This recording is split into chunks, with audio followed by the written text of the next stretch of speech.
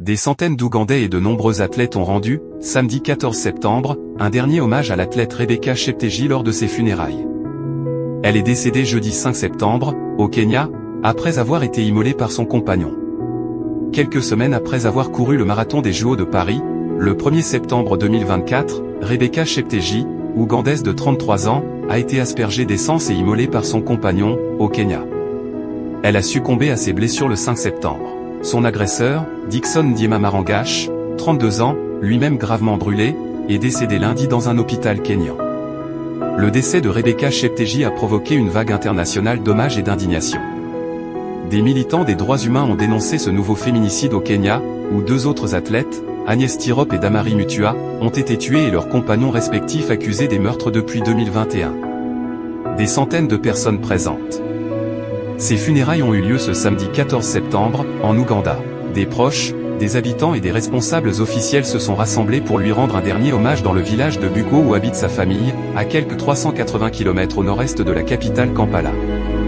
L'athlète était aussi sergent au sein de l'armée ougandaise. Son cercueil, couvert du drapeau ougandais, a été salué par des officiers de l'armée, qui ont ensuite transporté la dépouille jusqu'à la salle communale, qui surplombe à perte de vue les collines reculées de l'enfance de la jeune femme. La dépouille de l'athlète a ensuite été transportée de la mairie à un stade, où des centaines de personnes étaient rassemblées pour honorer sa mémoire. Elle a contribué grandement à la promotion de l'athlétisme jusqu'à ces derniers jours, a assuré Alex Malinga, qui l'a entraînée lorsqu'elle était adolescente. Cheptegei était une inspiration pour les jeunes générations qui espéraient qu'un jour elle serait comme elle. La mort de l'athlète de 33 ans, qui a succombé 4 jours plus tard à ses graves et multiples brûlures, a provoqué une vague internationale d'hommages et d'indignation. Son agresseur et compagnon, Dickson Ndiema Marangash, 32 ans, a également été gravement brûlé et est décédé à l'hôpital lundi. Des militants des droits humains ont dénoncé ce nouveau féminicide au Kenya, où depuis 2021, 2 autres athlètes, Agnès Tirop et Damari Mutua, ont été tués et leurs compagnons respectifs accusés des meurtres.